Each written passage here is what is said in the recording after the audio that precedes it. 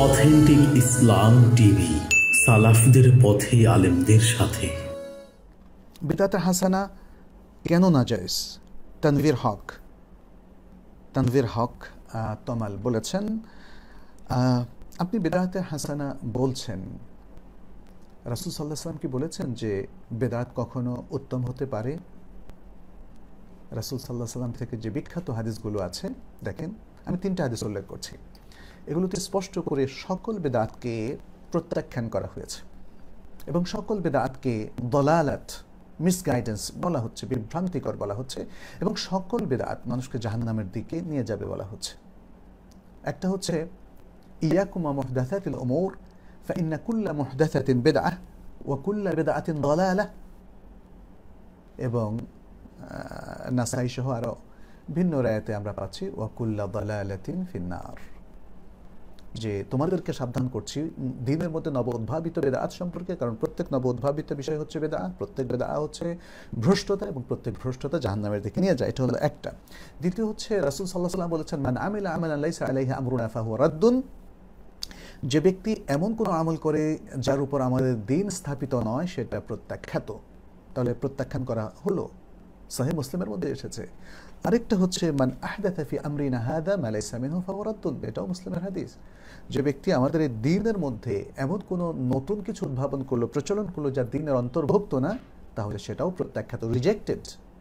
তাহলে রাসূল সাল্লাল্লাহু আলাইহি ওয়াসাল্লাম বললেন, দ্বীনের মধ্যে যার কোনো দলিল নেই এমন নতুন যা কিছুই প্রবেশ করানো হয়েছে, চালু করা হয়েছে, সেটা বেদাহ, এবং সেটাকে তিনি কখনোই হাসানা উল্লেখ করেননি।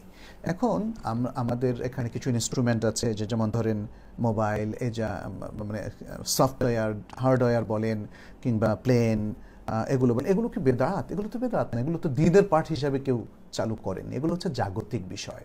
জাগতিক বিষয় ইসলাম কিন্তু অনেক কিছু ওপেন করে দিয়েছে। ইসলাম বলেছে দ্বীনি বিষয়ে মূলনীতি হচ্ছে দলিল ছাড়া আর সব কিছু হারাম, আর জাগতিক বিষয়ের মূলনীতি হচ্ছে দলিল যেটাকে হারাম বলেছে এছাড়া আর সব কিছু হালাল।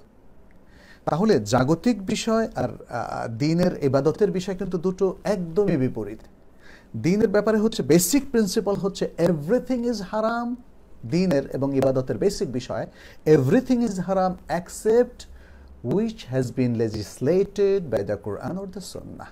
কোরআন সুন্নাহ দ্বারা প্রণীত শরীয়ত সিদ্ধ কোনো আমল ছাড়া, কোনো ইবাদত ছাড়া, দ্বীনের কোনো কাজ ছাড়া আর সব কিছু হারাম।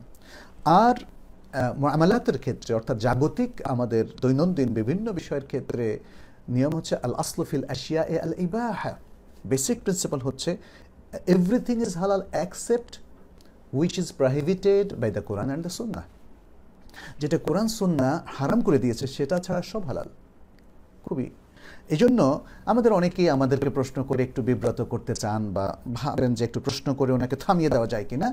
সেটি হচ্ছে যে এই যে মানে আধুনিক বৈজ্ঞানিক যে সমস্ত ইকুইপমেন্ট, গাড়ি ঘোড়া এবং আমাদের বসবাসের বাড়ি, সোফা, খাট, এগুলো তো হারাম না, এগুলোকে তো আপনারা বেদাত বলছেন, অথচ এগুলো রাসূল সাল্লাল্লাহু আলাইহি ওয়াসাল্লামের যুগে ছিল না, আজকের যুগে আছে।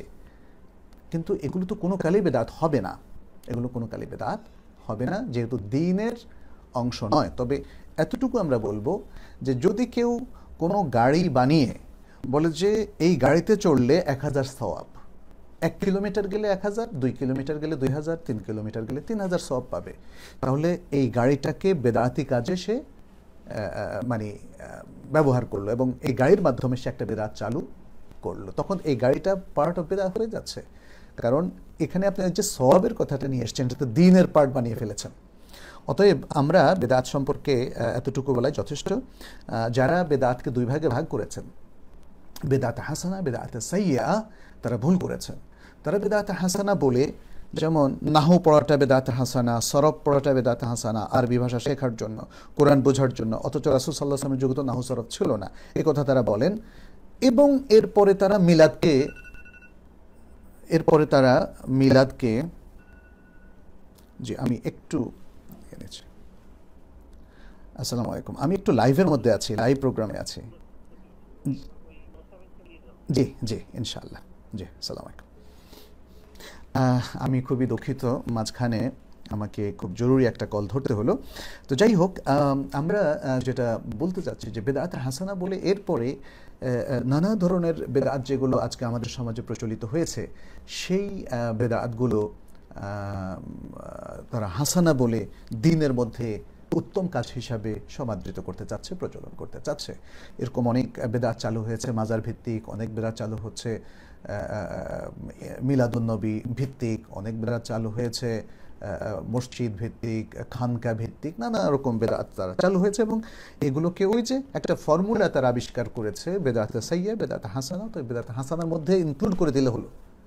এখন এরপরে বলবে যে ঠিক আছে, এটা আপনাদের কাছে বেদাত সাইয়্যা, আমাদের কাছে বেদাত হাসানা।